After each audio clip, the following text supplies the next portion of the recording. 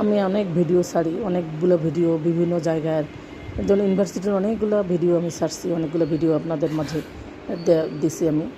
তো এতটুকু সাড়া সেরকম পাইনি, আমি মনটা খারাপ হয়ে গেছে। আসসালামু আলাইকুম, শুভ সন্ধ্যা, কেমন আছেন? তো আবার ভিডিও মন মানতেছে না, দেখতেছি, চেষ্টা করতেছি যদি একটু জীবনে কিছু করতে পারি। অনেকগুলো বছর পার করেছি, কোনো কিছু করতে পারিনি।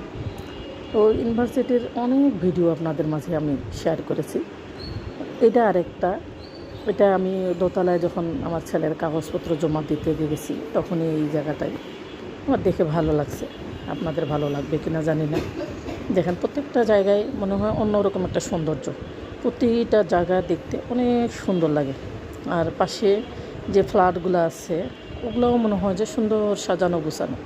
এই যে দেখেন, অনেকে এখানে ছবি তুলতেছে, অনেকে ভিডিও করতেছে।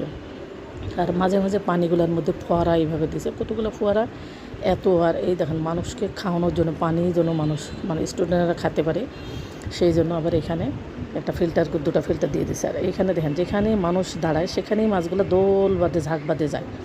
এই যে এখানে বাচ্চাটা কী যেন ফেলতেছে। আমি আর উপর থেকে দেখে মাছগুলো, আমি প্রথমে দেখি না যে এর মধ্যে মাছ আছে।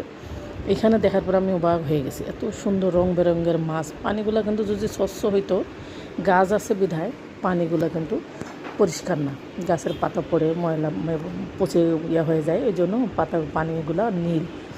তো আসলে এটা পরিষ্কার করা বা সংস্কার করার মতো উপায় নেই। ওরা এটা সৌন্দর্যের জন্য এইভাবে ওরা তৈরি করছে। অনেক ইঞ্জিনিয়ারদের অনেক মাথার ব্রেন, অনেক মাথা খাটাইছে, অনেক সুন্দর লাগছে, আবার সুন্দরই করছে বাচ্চাদের জন্য।